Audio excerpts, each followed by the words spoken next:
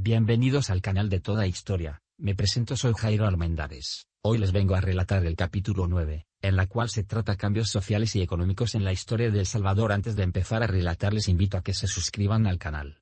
Cambios sociales y económicos. El plan diseñado por España para sus colonias en el siglo XVI fue superado en la realidad por la dinámica de las sociedades americanas. El Estado español careció de los recursos financieros o militares para imponer un control absoluto sobre su imperio. Más bien, el dominio continuo sobre las posesiones americanas se basó en la aceptación de la autonomía de las colonias a cambio de su lealtad. Por ello, en cada colonia surgieron distorsiones que modificaron el plan de sociedad colonial original. La sociedad salvadoreña no fue la excepción, por lo que las denominadas dos repúblicas, una de indios y otra de españoles, nunca se implementaron completamente en la práctica. Por un lado, los españoles americanos vivían en una situación de privilegio desconocida en la metrópolis y, por otra, los indios no evolucionaron hasta el grado de convertirse en españoles. Además, el surgimiento de los mulatos, un nuevo grupo étnico que apareció desde el siglo XVI, complicó la estructura dualista en la cual se basaba el modelo original de sociedad colonial. Este capítulo resume las principales características culturales de estos tres estratos socioétnicos. La élite española. La cúspide de la sociedad colonial fue el monopolio de quienes se llamaban a sí mismos españoles, fueran nacidos en América o inmigrantes. Aunque para ellos ser español equivalía a ser blanco, en realidad muchas de estas familias tenían antepasados indios o negros. Así, la pureza de sangre era un valor muy apreciado en la sociedad colonial, pero en realidad no pasaba de ser una invención de los blancos que buscaban diferenciarse del resto de la población. Estos españoles no estaban dispuestos a convertirse en campesinos. Si ellos o sus antepasados habían abandonado España era para buscar mejores formas de vida, y si habían conquistado nuevos territorios para el rey era para garantizar esas mejores formas de vida para ellos y sus descendientes. Las actividades agropecuarias de las haciendas y aquel comercio que no monopolizaron los alcaldes mayores fueron sus actividades económicas principales. Dentro de este pequeño grupo de blancos se establecieron alianzas matrimoniales entre las diversas familias y se asimiló mediante el matrimonio a los inmigrantes que ingresaban a la provincia desde España. Las vinculaciones con la estructura de poder y con la Iglesia también fueron muy importantes para las familias de la élite. Por ello se esforzaban por obtener los grados militares y los puestos del cabildo. Otra parte de los varones se ordenaban sacerdotes, lo que les permitía ocupar los curatos para vivir de los ingresos pagados por sus feligreses y el Estado colonial. A pesar de que el rey de España había impuesto su autoridad a los conquistadores, los miembros de la élite mantuvieron una posición de privilegio dentro de la sociedad colonial. Es decir, por el simple hecho de nacer españoles disfrutaban de derechos especiales. En lo económico, tenían acceso a la mano de obra de los indios para trabajar sus haciendas mediante el repartimiento.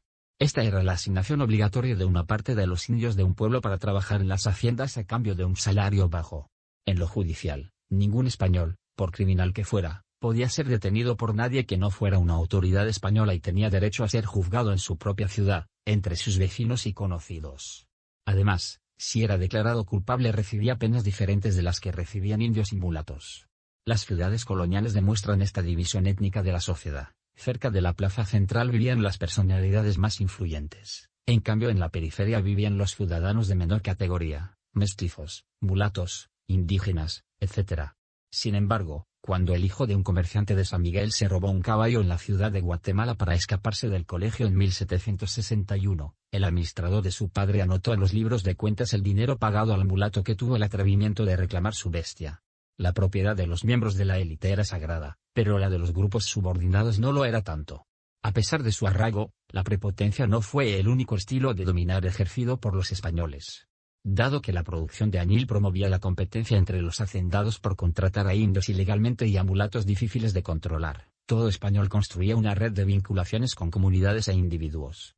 En estos vínculos, al margen de la retribución salarial, los poderosos, los españoles pagaban en favores e influencia mientras los protegidos, o sea, los indios y mulatos, daban prioridad a las haciendas de su protector al venderle su fuerza de trabajo y mercancías que requerían las haciendas. Estas vinculaciones con los sectores populares eran particularmente necesarias para los hacendados en la producción del añil, pues la tecnología para producir el tinte estaba principalmente en manos de los trabajadores indios y mulatos. La vida de ellos era muy corta debido a los riesgos sanitarios a los que se verían expuestos. Así, la compra de semilla de jiquilite, de maíz para los trabajadores y bestias que trabajaban en las haciendas o de la cal necesaria para procesar el añil no se realizaba en un mercado libre. Más bien, Cada hacendado se aseguraba vínculos de lealtad con ciertos pueblos de indios y grupos de ladinos quienes garantizaban la satisfacción de las necesidades de sus empresas. No todos los españoles eran ricos. Un estrato importante carecía de bienes, por lo que sirvieron de administradores de los hacendados, agentes de los comerciantes, coadjutores que trabajaban por un salario para los curas más adinerados y funcionarios menores del Estado colonial. Aunque se sabe poco sobre la vida de estos españoles pobres, muchos se dedicaban a las mismas actividades que otros campesinos indios o mulatos, manteniendo un estilo de vida muy similar al de estos últimos. Sin embargo, aún dentro de su pobreza, los privilegios establecían una barrera con sus vecinos indios y mulatos. A pesar de su posición privilegiada, los españoles de la élite nunca constituyeron un grupo coherente dentro de la sociedad colonial. Por el contrario, había una fiera competencia tanto por los recursos necesarios para la producción como por los honores y privilegios que podían obtenerse del Estado colonial. Por ejemplo, frecuentemente afrontaban conflictos por asuntos de preferencia, es decir, sobre a quién o a quienes les correspondía ejecutar ciertas funciones u ocupar los lugares de honor en funciones públicas. La competencia por controlar el cabildo como órgano político local, los interminables procesos judiciales y la formación de facciones, muchas veces basadas en lealtades familiares, podía mantenerse presente por varias generaciones. Las disensiones internas no fueron obstáculo para que las élites locales actuaran de manera unida cuando sus intereses se veían amenazados. Aunque las peticiones de diversa índole al rey y a las autoridades superiores eran asunto de todos los años, hubo casos extremos en que los cabildos conspiraron con éxito para deponer a un alcalde mayor que quería modificar las reglas del juego confirmadas por la costumbre. España permitió estos golpes de Estado porque eran una válvula de escape a las tensiones locales que no ponían en peligro la existencia del imperio. Se cuestionaba al funcionario, no al rey que lo había nombrado. Obviamente era más fácil enfrentar cierta insubordinación como parte del juego político que una rebelión en gran escala que generara un proyecto alternativo como la independencia. Los españoles eran privilegiados pues alguien entre sus antepasados había sido conquistador o había llegado después de la conquista como funcionario del rey. El privilegio legal, sus actividades económicas y su poder político constituyeron las bases del dominio sobre los otros estratos de la sociedad. Estos privilegios se justificaban por la vía de la herencia sanguínea. La prepotencia y el uso de la violencia física y verbal fueron formas de ejercer ese dominio. Sin embargo, la incapacidad para imponer su voluntad sobre toda la población y la competencia entre los hacendados por trabajadores o productos para producir añil los obligaron a crear redes de vinculaciones con los indios y mulatos. Los indios para los españoles, los indios tenían sentido como grupos o comunidades, pero no como individuos.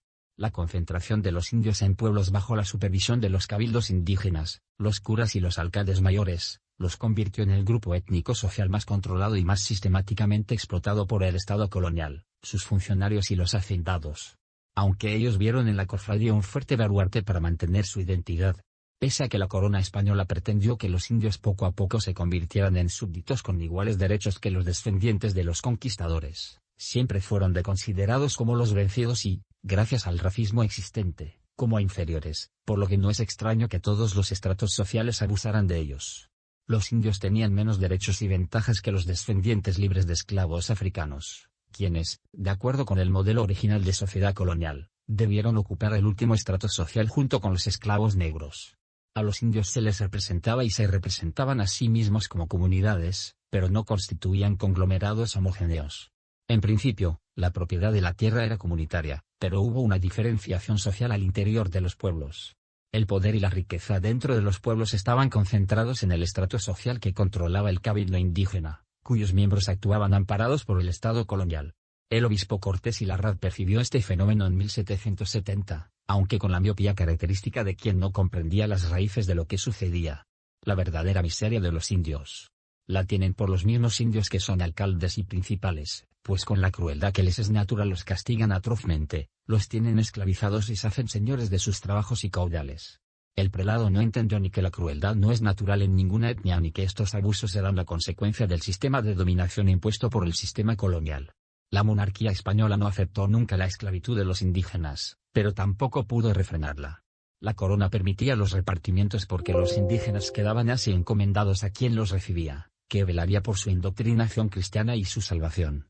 Estas encomiendas y repartimientos fueron suprimidos a mediados del siglo XVI, al llevarse a cabo la gran reorganización definitiva de las colonias con la aplicación de las llamadas leyes nuevas de 1542, que abolían la esclavitud de los nativos, pero promovieron la esclavitud de los negros africanos. Las leyes nuevas fueron promulgadas, pero dicho propósito no se cumplió. A partir de la aplicación de estas leyes hubo una nueva redistribución político-administrativa en América. Y el Reino de España tuvo control sobre sus súbditos, tanto de españoles como nativos en las Indias. Para controlar mejor a los indígenas en la Audiencia de Guatemala, se les sometió a las famosas reducciones de indios, que dieron origen a los llamados pueblos de indios. Estos nuevos pueblos de indios se dieron en encomienda a encomenderos particulares, órdenes religiosas y a la Real Corona, los cuales tenían derecho solo sobre el tributo de los indios y no sobre el trabajo, pero eso fue solamente de derecho más no de hecho, ya que se abusó del trabajo del indio. Los encomenderos estaban obligados a dar la evangelización o catequización a los nativos, por medio de las órdenes religiosas y a cambio ellos tenían que pagar un impuesto a la iglesia llamado sínodo. Este tributo se orientaba a sostener al cura doctrinero. El predominio del cabildo indígena estaba basado en su papel de intermediario obligado entre la comunidad y el entorno social en negocios públicos y privados. El cabildo era el responsable tanto de recolectar el tributo y asegurar el pago de las mercancías repartidas por el alcalde mayor como de garantizar el cumplimiento de los contratos comunitarios o individuales que se realizaran con los hacendados. Con el fin de facilitar estas funciones, el Estado colonial determinó en 1710 que para ser miembro de los cabildos indígenas se debía hablar el castellano, aunque es posible que esta determinación no fuera más que la legalización de la práctica. En todo caso, el conocimiento del idioma del dominador se convirtió en una característica cultural que identificaba a los miembros del estrato más rico y poderoso del pueblo con la estructura colonial del poder del Imperio español. Las actividades económicas de los indios buscaban garantizar la subsistencia de sus familias y la producción del excedente necesario para pagar el tributo, participar forzadamente en el reparto de mercancías y cancelar los derechos cobrados por los curas.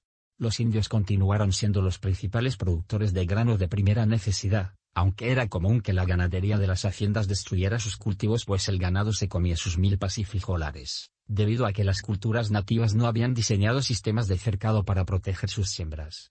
A pesar de estos problemas, hay evidencia de que las haciendas continuaron dependiendo de los productores indios pequeños, por ser más eficientes, para abastecerse de maíz. Los indios no limitaron sus actividades agrícolas a la siembra de maíz. También cosecharon productos autóctonos en mayor escala, como el algodón en Usulután que se enviaba a los artesanos de Guatemala, o los que fueron introducidos por los españoles, como el arroz, en Sonsonate. Además, los pueblos rápidamente comprendieron las ventajas de vincularse con la producción del tinte a pesar de la prohibición del rey para que trabajaran en las haciendas añileras. Alquilaron las fértiles tierras de sus ejidos, utilizaron la mano de obra de mujeres y niños para recolectar semilla de iglesia de Panchimalco, jiquilite silvestre, vendieron la cal requerida para el procesamiento del tinte y trabajaron como peones en las haciendas. Tampoco la comercialización forzada de mercancías europeas fue totalmente perjudicial para los indios. La venta de machetes, coas y hachas de hierro en los repartimientos de mercancías aumentó su capacidad productiva, creando una demanda que explica en parte el auge de la producción de hierro en Metapán. En otros casos la resistencia tenía como eje la reinterpretación de algunas prácticas y creencias españolas, mediante la cual la cultura oficial en la vida cotidiana fue modificada y adaptada. Esto fue posible porque la presencia española en los pueblos era muy limitada y los indios supieron aprovechar esta ausencia con el fin de fortalecer su identidad. Los alcaldes mayores y sus tenientes recorrían 1 o 2 veces al año su jurisdicción, pero en la vida cotidiana era la costumbre local la que regía la vida de los indios, y los cabildos de los pueblos era la instancia que resolvía los conflictos de sus habitantes. Incluso la influencia de los curas estaba limitada por el tamaño de sus parroquias. 2 de cada 3 pueblos no tenían un sacerdote que residía en forma permanente. Esto permitió que los indios que tenían a cargo la catequesis, llamados maestros del coro, fueran creando reinterpretaciones de la religión católica, asumiendo incluso funciones en los entierros que correspondían al cura. A pesar de ocupar el último escalón de la sociedad colonial, los indios crearon y reprodujeron una cultura distinta, en la cual los elementos anteriores a la conquista se fundieron con elementos culturales aportados por los europeos. Sin embargo, lentamente había surgido un nuevo estrato sociocultural que competía con los pequeños núcleos de los pueblos de indios e incluso amenazaba su existencia. La última sección de este capítulo estudia la formación y características de este nuevo estrato sociocultural. Respecto de las características generales de la Cofradía de la Sangre de Cristo de San Salvador hacia finales del siglo XVIII y principios del siglo XVI, se cree que esta asociación religiosa estuvo formada por ladinos o criollos. Permitió la participación de las mujeres en el cargo de tenances. Se suspendieron las elecciones a partir de 1807, así como los registros de cargo y data. A partir de este año solamente se registraron las celebraciones efectuadas y los honorarios pagados. Su capital se fundamentaba en un principal limosnas. Contrataban músicos, trompeteros, cantores y alquilaban túnicas. No especificaron el orden de los cofrades en las presentaciones. Entre sus gastos se encuentra la compra de cera y estoraque. Las elecciones se realizaban en julio y siempre en presencia del cura rector de la ciudad. En los primeros años de registro se presentó Isidro Sicilia. Los sectores populares coloniales eran poseedores de un increíble repertorio de creencias entonces llamadas supersticiosas, las cuales son adaptaciones, matizaciones y replanteamientos culturales, la creación de algo nuevo originalmente propio a distintas culturas y tradiciones. Una práctica era el uso de polvos, los que por lo general aparecen en manos de mestizos y gente de origen africano. Aparentemente había polvos para una variedad de usos, para ayudar a memorizar canciones, por ejemplo, hasta llegar a los casos que más aparecen en la documentación, para usos sanatorios, en particular casos de celos y para obtener favores de naturaleza sexual. La venta y consumo de estos polvos estaba asociada con ciertos rituales posiblemente de origen africano que involucraban cementerios y contacto físico con la persona a quien se deseaba afectar. Existió, entonces, una gran área de comercialización para estos productos, desde el oriente de lo que ahora es El Salvador, hasta la región central de Guatemala. Las plegarias usadas serían las mismas y tendrían igual alcance geográfico. El pacto con el demonio fue otra manera de escapar de la incertidumbre y las injusticias. Con este ejemplo del pacto con el diablo, se deben hacer unas observaciones y aclaraciones sobre su significado en el panteón de creencias y dioses de las clases populares coloniales. El cristianismo incluye parte de su polo opuesto. Sin Dios no hay demonio, sin otorgante no hay suplicante. Para el español, esta dualidad sencillamente no se podía dar, ya que solo existía un Dios y su opuesto, el diablo. Tal percepción de la divinidad puede provenir no solo de una visión indígena y de culturas africanas, sino también de factores estructurales de una sociedad en la cual el cultivar alianzas o relaciones de clientelismo tenía claros beneficios. El ritual era por lo tanto tan importante como la plegaria o el pacto, pues había que satisfacer a la deidad para ser escuchado. El catolicismo practicado por grupos no españoles contrasta bastante con el catolicismo oficial. Existe una deidad y un mundo que debe ser apaciguado para derivar algún beneficio. Es decir, que metafóricamente, la población no española invertía el orden de las cosas a un nivel religioso. Estas supersticiones nos remontan a una visión del mundo y del creador que no había sido totalmente abandonada por grupos indígenas y otros cultural y biológicamente mezclados.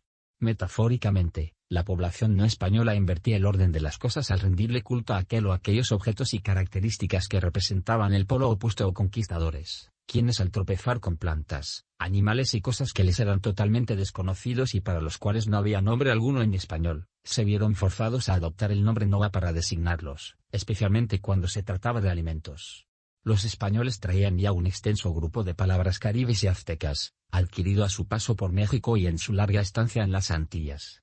Como es natural, los nombres novas fueron deformados en mayor o en menor grado por los conquistadores. Existen en esta lengua fonemas no usuales en español, como TC, SH, TL, y terminaciones en T, TL, o C, que los castellanos no lograban pronunciar debidamente. Así, el fonema SH se transformó en J y se dijo Acajuntla en vez de Acasutla, Ejote por Esut, Gilote por Silut. El fonema T se cambió a Z y Tzaput fue Zapote, Tzunte cambió a Fonte y Tzupilota Zopilote. A las terminaciones en T, TL o C agregaron una E, Elote, Jocote, Chicote, Tepecue. Otras deformaciones fueron más lejos aún, asimilando los sonidos del náhuatl al más parecido al español, aunque no hubiese la menor relación entre los significados. Cabe destacar que el náhuatl tiene 23 sonidos diferentes. La segunda corriente, la más importante y la que más influyó sobre el español que se habla en El Salvador, se produjo cuando los indígenas, ya establecida la colonia, comenzaron a hablar español. No lo estudiaron en escuelas, gramaticalmente, sino en el diario contacto con los conquistadores. La religiosidad de grupos subalternos también consistía en subvertir ese sistema en vez de aceptarlo pasivamente. Los polvos para obtener algún favor o ventaja, las plegarias y los pactos para cimentar tal relación, todos estos elementos de un universo donde la deidad estaba presente y había que comprarle sus favores al igual que rendirle culto. Este dios era alguien muy presente en la vida de estos sectores y no alejado y manipulado por una burocracia y una cultural que estipulaba la separación entre lo sagrado y lo terrenal. Todo esto plantea la inquietud de ver cuál fue la importancia de la cultura africana en las prácticas culturales y religiosas de la colonia. Existieron adaptaciones y replanteamientos culturales, se dio la creación de algo nuevo originalmente propio a distintas culturas y tradiciones. A un nivel general se puede inferir lo siguiente sobre el uso de polvos, plegarias y pactos, manos de mestizos y gente de origen africano. No he encontrado caso relatando que era un indígena quien comerciaba tales productos. Variedad de usos, para ayudar a memorizar canciones, por ejemplo, hasta llegar a los casos que más aparecen en la documentación, para usos sanatorios, en particular casos de celos y para obtener favores de naturaleza sexual, asociados con ciertos rituales que involucraban tanto cementerios como contacto físico con la persona a quien se deseaba afectar. En esto es posible ver la influencia africana. La nahuatización del español. La primera corriente de asimilación de vocablos nahuas al español fue provocada por los propios. Comenzaron también por deformar las palabras castellanas pronunciándolas a su manera y cambiando algunos fonemas por los del náhuatl. Suprimieron toda diferencia entre S, C y Z, sustituyéndolas por el fonema náhuatl velar, fricativo, no sonoro que suena como una J suave, que aún usamos al decir, por ejemplo, nosotros. La LL se cambió por una I muy marcada, que no solo sustituyó a aquel fonema sino que se introdujo donde no existe. No solo decimos caballo, estrella, etc., sino que la pronunciamos separando el diptongo y ahí decimos día, había, tenía. En el aspecto morfológico, los nahuas trasladaron al español los patrones, formas y procedimientos propios del polisintetismo. Unieron dos o más palabras, suprimiendo fonemas, para formar nuevas palabras, surgiendo así en el habla mestiza formas como va pues, vaya pues sí, voy a ver, voy a ir, voy a venir, y vir, iba a ir, y de ahí, alzote, ya lo oíste, onde, donde no, ya que, aunque, ende, desde, antes, desde antes, etc. En otros casos, nos conformamos con suprimir fonemas, pues, ay, ma, toma, va, vaya, ante, delante, bajo, debajo, tas, estás. Al polisintetismo náhuatl se debe la gran cantidad de palabras compuestas que se usan diariamente. Muchas de estas palabras son híbridos español-náhuatl, como los siguientes: sobalevas, patechucho, matapalo, boca floja, colegallo, medio pelo, patecuma, bulacumbo, mediagua y otras. Igualmente fueron trasladados al español gran cantidad de verbos náhuatl, castellanizándolos mediante la adición de la terminología ar. No se usaron las terminaciones er e ir, probablemente debido a que los verbos irregulares del español ocurren con estas terminaciones, irregularidades que son desconocidas en la conjugación de los verbos náhuatl. Algunos verbos irregulares del castellano fueron regularizados por los náhuatl, siendo especialmente notable el verbo ir. A los náhuatl debe haberles parecido absurdo que a medio verbo ir, se introdujeran formas del verbo ver, por lo que en vez de ve, vete, veme, etc., dijeron i, ite, ime, formas generalmente usadas en el habla popular, o sustituyeron las formas de ver por formas de andar, con las que existe mayor analogía. Así, en vez de ve, vete, veme, se dice anda, andate, andame. Una cultura españolizada y rebelde, los mulatos. La llegada de esclavos negros al actual El Salvador se hizo a través de la Alcaldía Mayor de Sonsonate, la cual fue un centro comercial en el que se llevaban a cabo transacciones de compra y venta de esclavos. Sonsonate, aunque de menor importancia en el siglo XVII, continuó siendo un centro comercial en el que se llevaba a cabo de convergencia de los traficantes de la región. Llegaban los guatemaltecos con sus esclavos destinados principalmente a la ciudad de Lima y su mercado, y también llegaban los traficantes del resto de provincias a comprar esclavos para los pueblos y villas que los demandaban. A principios del siglo XVII había entre 4,000 y 5,000 esclavos en el territorio. Un número tan alto de esclavos había superado fácilmente el número de españoles que vivían en las comunidades de Sonsonate, San Salvador y San Miguel, en 1620.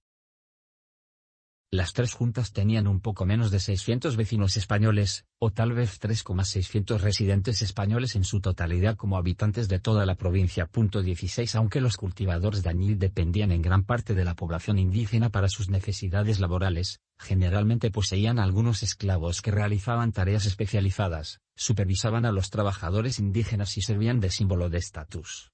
Si se toma en cuenta que alrededor de 1620 había unos 200 obrajes en funcionamiento en el actual territorio de El Salvador, el número de esclavos propiedad de cultivadores de índigo debió ser considerable. Las preocupaciones de la corona, relacionadas con los abusos a los indígenas, sugieren que los esclavos africanos y sus dueños compartían un interés mutuo en explotar a las comunidades indígenas. Parece que los amos protegían a aquellos de sus esclavos que participaban en actividades ilícitas, siempre y cuando fueran leales. Con todo, la relación de amo-esclavo no siempre era de beneficio mutuo.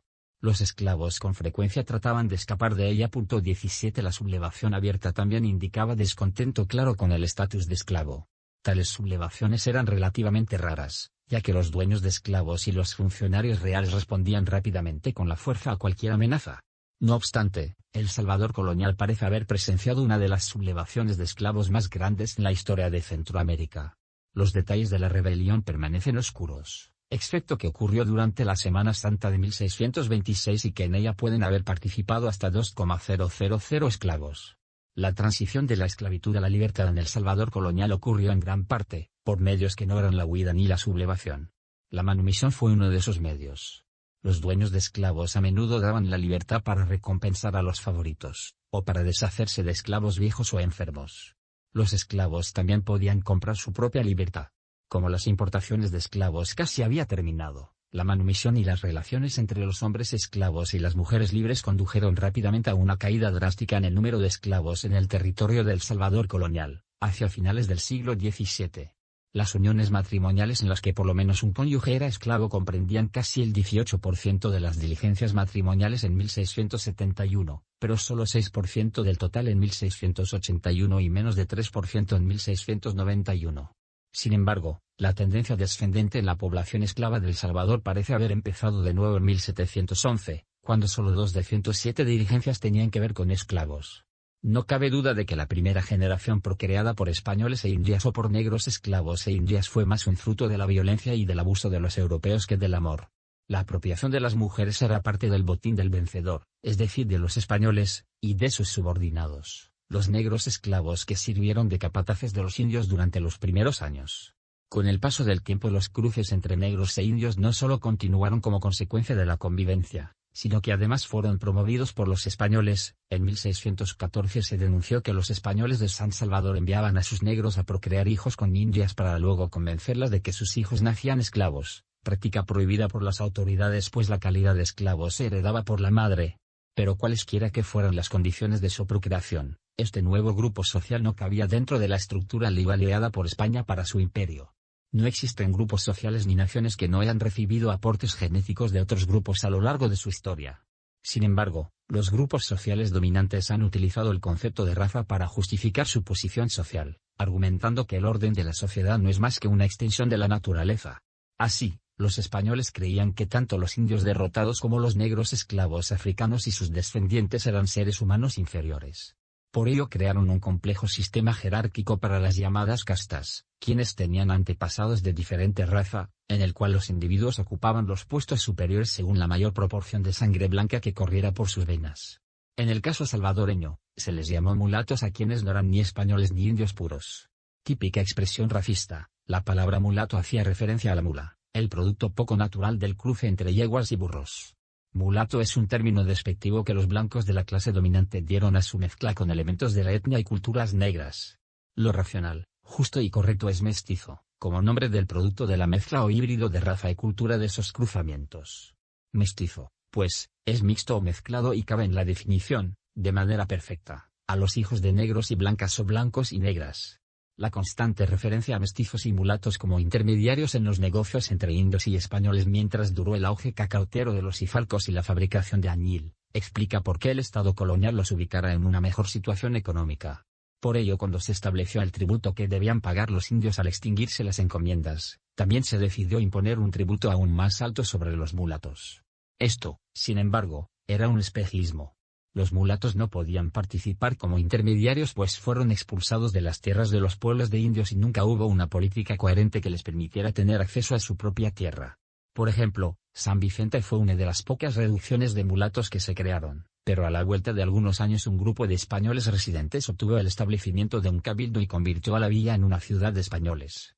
Como consecuencia de esta política de exclusión, los mulatos se vieron obligados a establecerse en las tierras públicas, denominadas realengas, o en las partes más alejadas de las extensas haciendas.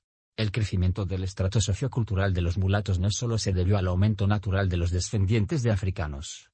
Muchos indios escaparon también de los pueblos, fuera por problemas dentro de la comunidad, por deudas con el Estado colonial o por escapar al castigo de los curas por alguna conducta considerada pecaminosa. Estos indios contribuyeron al aumento de la población marginal y tuvieron descendencia con personas de extracción europea o africana. Por ello, aunque en la mente de los españoles se siguió identificando a los mulatos como descendientes de africanos, la contribución genética de los indios debe haber sido bastante considerable, aunque no se ha corroborado. En todo caso, fuesen cuales fuesen sus antepasados, los mulatos eran considerados casi por definición criminales, pues no pagaban sus tributos, explotaban ilegalmente tierras que no les pertenecían y se mantenían al margen de los sistemas de control social establecidos para los indios. En palabras de los españoles de la época, eran rebeldes ante las dos majestades, la de Dios y la del rey. Hubo varios factores que propiciaron el crecimiento de la población mulata en El Salvador. La prohibición de contratar indios en la producción de añiles abrió a los mulatos un mercado de trabajo dentro de la economía colonial.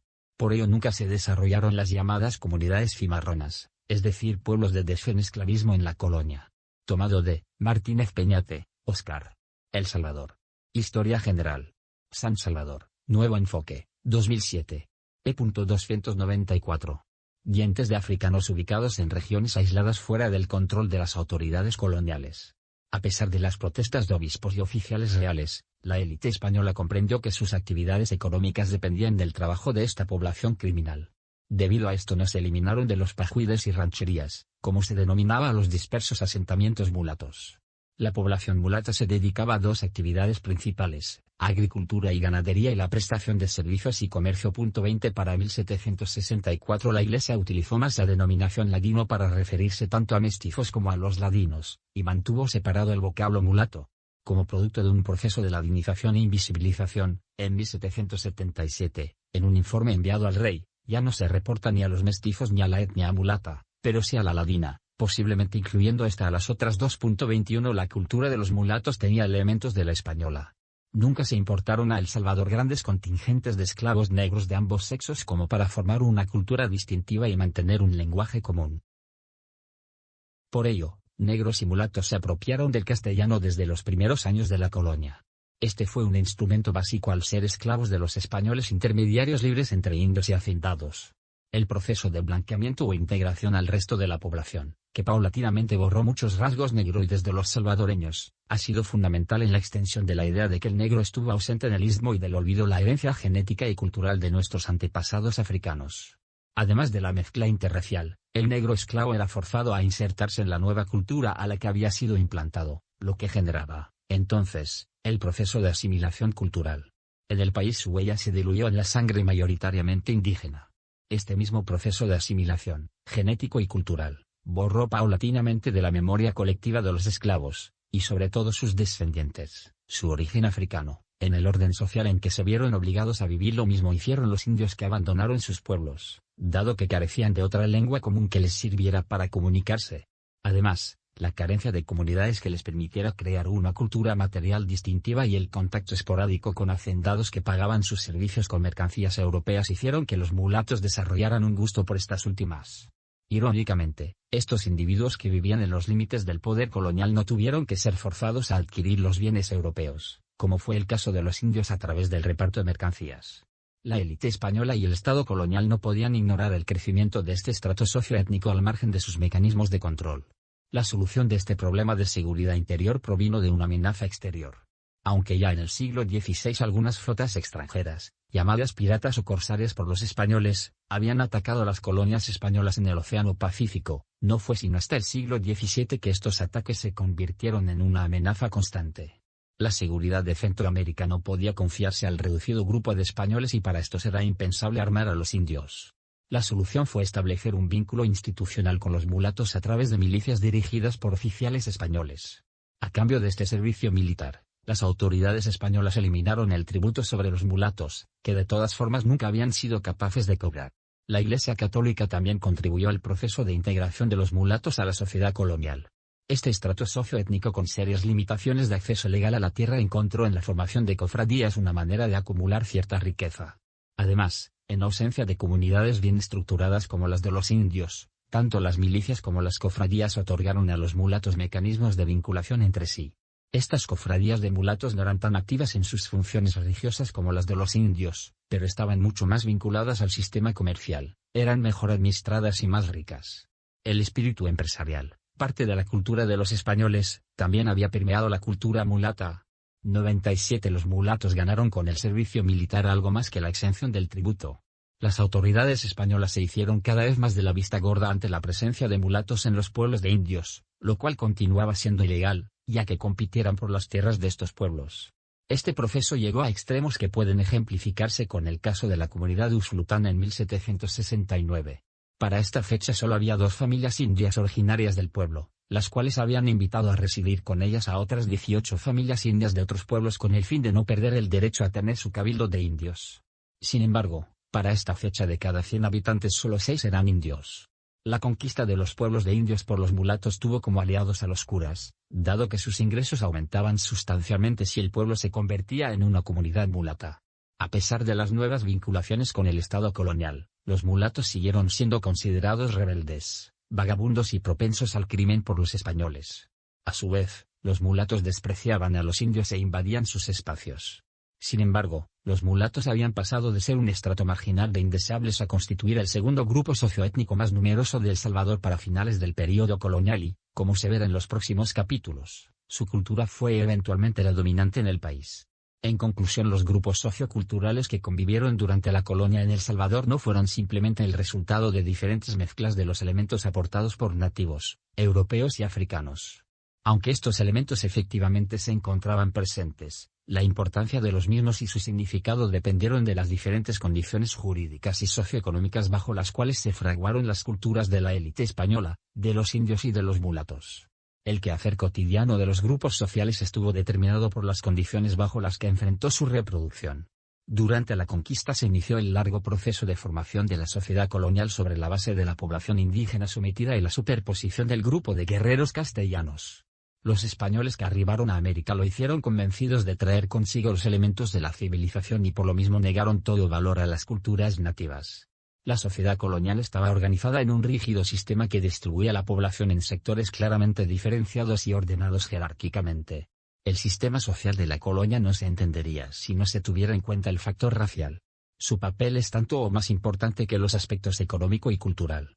La superioridad de la civilización traída por los españoles, la derrota y el sometimiento de los indígenas y la importación de negros que se encontraban en bajos niveles culturales, determinaron, junto con el triunfo de los blancos, el imperio de un duro prejuicio racial, que la miseria y la abyección de los vencidos parecía justificar. La flojera, los vicios y toda clase de tachas morales, eran vistas como defectos inherentes a las razas indígena y negra, en contraste con la superioridad del elemento blanco. Esta valoración de la blancura actuaba poderosamente en la distribución de los individuos a escala social. Aquellos que exhibían rasgos blancos estaban seguros de conservar su situación o mejorarla y en ningún caso descenderían muy bajo si la suerte les era adversa. En cambio, un mestizo o un mulato que acusase marcadamente su sangre indígena o negra, tenía vedado cualquier ascenso. De esta manera el prejuicio racial actuaba como factor de estratificación social y a través de los siglos continuaría pesando fuertemente. El mestizaje se vio favorecido por el escaso número de mujeres llegadas de España, debido a que ahí solo se les permitía migrar a las casadas. Muchos de los hijos mestizos eran producto de relaciones extramatrimoniales, ya que habitualmente los españoles solo se casaban con españolas. Los hijos de padre y madre españoles,